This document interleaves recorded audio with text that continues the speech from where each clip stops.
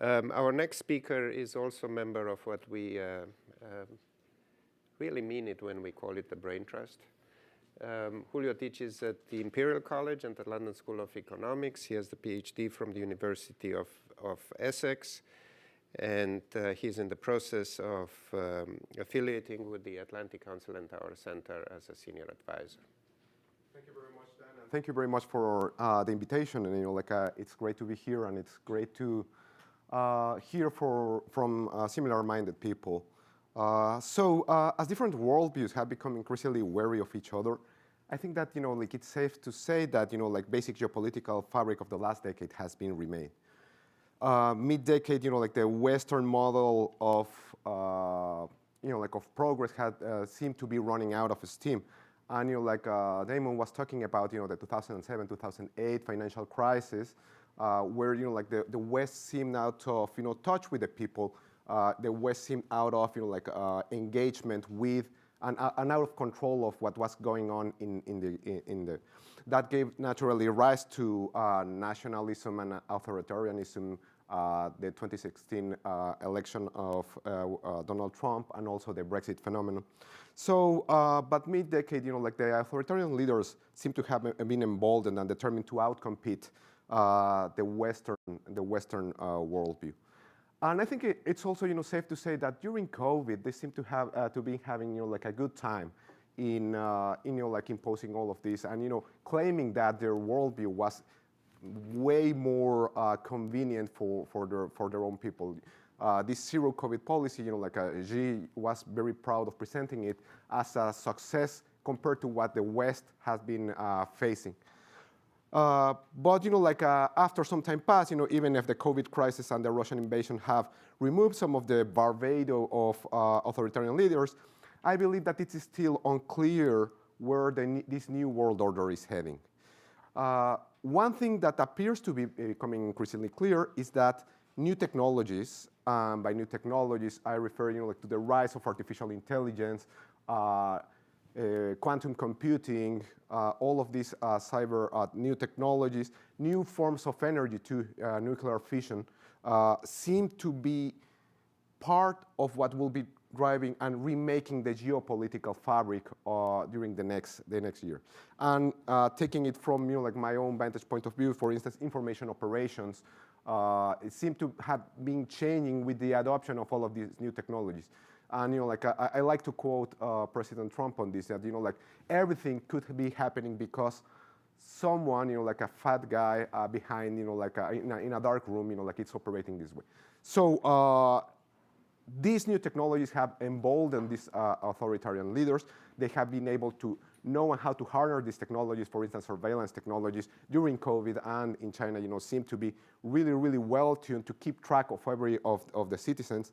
And just to take another example, just borrowing some of the lingo of computing design, the architecture with which we build our information technologies, the 0-1 bit architecture with which we build all of our Western digital technologies, is going to be basically reformed with the introduction of new technologies. So for instance, quantum computing. It's needless to say that all of our algorithms, our cybersecurity algorithms, our encryption algorithms work on this assumption. And just introducing a quantum computing, that will enable us or anyone to break all our, for instance, secure encryption in a matter of seconds. So I think that it's obvious that all of these new technologies will play an ample role in the new world order, which basically raises the question, which worldview is better prepared to foster technological innovation? And I think that as of now, there's no clear-cut answer.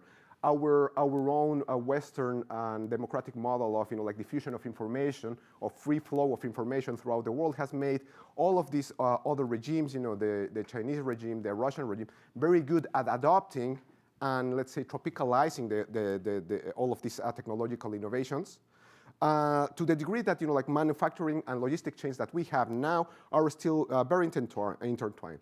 So we probably will be talking in the next years of the two systems still but one world in which, like we, as much as this administration wants to decouple, we won't be able to decouple ourselves.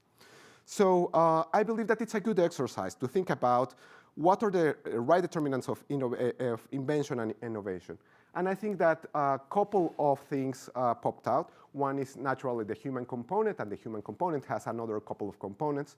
One is that of individual inventiveness, and I think that this is inherent of human nature. Whether you were born in North Korea, in South Africa, in Mexico, in Europe, or in the United States, I think it's in the nature of the human being to be curious, to be creative. So that is something that we won't be able to stop. But there are some other cultural factors, just as we've been discussing. And with the cultural factors, it has the risk aversion, the values composition of the different societies that are being. And naturally, the second, let's say, big factor out of all of this is what I like to call the pipes behind of our societies. Which sort of institutional factors are being taking hold of the societies in which actually these people is born. So just to dig a bit further into the historical factors, because again, we are in a brave new world. I think that there is no way of predicting what's coming down the line. So I think it's a good exercise just to think about the historical determinants of innovation and technological development. And as I was saying, in the ones that we can actually study, again, invention and inventiveness is inherent to human factors. So I think that we can rule that out. But the factors that Marcus was also talking about, for instance, demographics, values. We can see a couple of trends. For instance, in the demographic part, it has been well established, and actually this was part of Adam Smith's works, that the larger the population it gets, the more specialization of labor we will be getting. And this is one of the tenets that has allowed growth in societies just like India, but also China. They were able to specialize and develop know-how on the development of different processes. That is why people in Taiwan have developed a lot of know-how in terms of the manufacturing chips. The people in China have developed a lot of know-how in the manufacturing of a lot of Western technologies, to say so. But as everything in economics, it's a two-faced coin, right? So the larger the amount of the population, that makes it even cheaper. It cheapens the factor of production of the population itself. So that in some sort of sense, it also hinders innovation. Why? Because while you can adopt some new technologies, it's better just to throw it to people for a couple of cents, right? On the other end, on the other phase, for instance, we have the cases, for instance, like Japan and Germany, where the aging population has taken a lot of people out of the workforce. But these two examples have been very successful in bringing in new technological innovations, such as like the incorporation of automation in manufacturing technologies. So in that sense, the lack of labor and the lack of people in the labor force has caused and has actually pushed these couple of countries to develop new automation technologies that has promoted innovation. Naturally, there's also like the willingness to accept the risk and the value parts out of that. So the willingness to accept risk, for instance, here in the United States, we are very keen to taking risk in betting for innovation, taking actually very expensive risk. I think that I have to tell no one about these long bets in Web3, where like lots of people was pouring lots of money into Bitcoin and distributed ledger technologies, just to figure out that probably they won't work. Again, like it's in our nature just to be here and take risk in terms of innovation. Europe is a different story. They are a bit more conservative. We're a bit more conservative, but all in all, like we have also, like the vision of taking long technological bets. For instance, the Horizon program in the European Union and all of the Innovate UK programs. Again, like, but in terms of like authoritarian regimes, because of the piping of the authoritarian regimes, like they need short-term wins to show people up in the ladder that like the R&D is working. So I like to call the attention to probably it was a Wall Street Journal article I was reading Monday, where the author was claiming that Huawei, even if they were investing quite a lot of money in technological development, as it turned out, it was just short-term technological development. Why? Because the managers upstairs needed to show people up the ladder that they were actually producing something. They were very risk-averse in taking like long-term bets. There's also the values. I think that probably like up until recent, like graduates in Western institutions wanted just to go and work for tech. Like it was in the DNA. Like just to have this drive towards inventiveness. But like top graduates in elite institutions in China, they want to go and work for the Communist Party. So that also talks a lot about like the different another component of this human nature. Naturally, there's the politics and the state, which I'm not going to stop too much in here because I think that we all are in agreement in this forum that this restrictiveness, like cuts the incentives to innovate, and actually, as Damon was just mentioning, like it just builds up a kleptocracy where you just want to create extractive institutions out of. So again, like just stopping innovation.